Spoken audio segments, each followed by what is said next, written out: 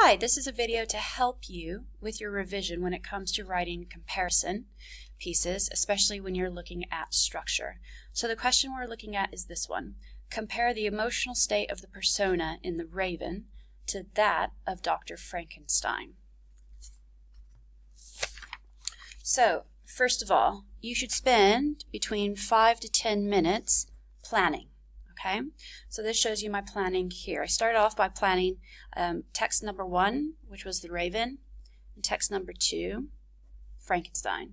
So with The Raven, I had a look, and it talks about how he is weak, he is weary, he talks about sorrow. I mentioned that he repeats sorrow twice, so I wanted to make sure to think about repetition. I made a little note to myself, that's in stanza 2.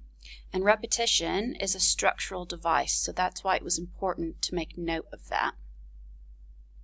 Then I went on, the next emotion, he talks about how he's filled with terror. That's quite a contrast between sorrow, so I thought that would be interesting to write about, so I put a little star there. I then made a note to myself that that's in stanza 3. And then I thought to myself, right, I want to talk about how different stanzas show different emotions, and I put 2 little tick marks there because that means it's a really important point that I want to make sure to talk about. So then I went on to start thinking about Frankenstein. Now you need to think, okay, I know what I'm going to say already about The Raven. What can I say about Frankenstein? So I looked for repetition. And I reread the section, and I noticed there are several words that are repeated. Occupation is repeated 3 times. Labor is repeated twice. So I thought, okay, that's an interesting point. And the reason that those words are repeated is to show his anxiety. And then I reread The Raven, thought, he's filled with terror, not because he is scared, but he's anxious. And Frankenstein is nervous as well. So then that makes a nice comparison point here, okay? So after then looking at the 2 texts, I thought about, right, what are the similarities and what are the differences? Because remember, comparison is about both. So both of them show anxiety, both of them use the device of repetition. The difference is that the reason behind the anxiety. So in The Raven, it's about the paranormal. He wants to know what's knocking at the door. Whereas in Frankenstein, he's anxious because of his labor, his creating the creature. And in The Raven we have sorrow, whereas in Frankenstein we don't see that. So that was a good bit of planning. So then I started off here. You can see the purple pen here, so those are the things that I changed after I wrote my original. So point sentence here. Both pieces of Gothic literature reveal characters who are anxious. So that sets it out really nicely for the examiner. They can see that what you're going to write about and what your main point is, that both characters are anxious. Now, you can see that I later went back in and decided to make it more specific. This anxiety is reflective of the paranoia often felt by characters in Gothic literature. And the reason that's a good thing to do is because that then ties it in to the context of the genre, and it also gives more detail. So, both pieces of Gothic literature reveal characters who are anxious. This anxiety is reflective of the paranoia often felt by characters in Gothic literature. However, the structural methods used to display this emotional state differ. So this whole beginning part here is my major point, and if you'll notice, I then decided to break it up into a paragraph here. Okay, so you start off, and the way that I like to do it is have a paragraph that's about text number 1. So, in The Raven, Poe uses different stanzas to show different emotions. And then, stanza 1, weariness and weakness. Stanza 2, sorrow. Stanza 3, terror.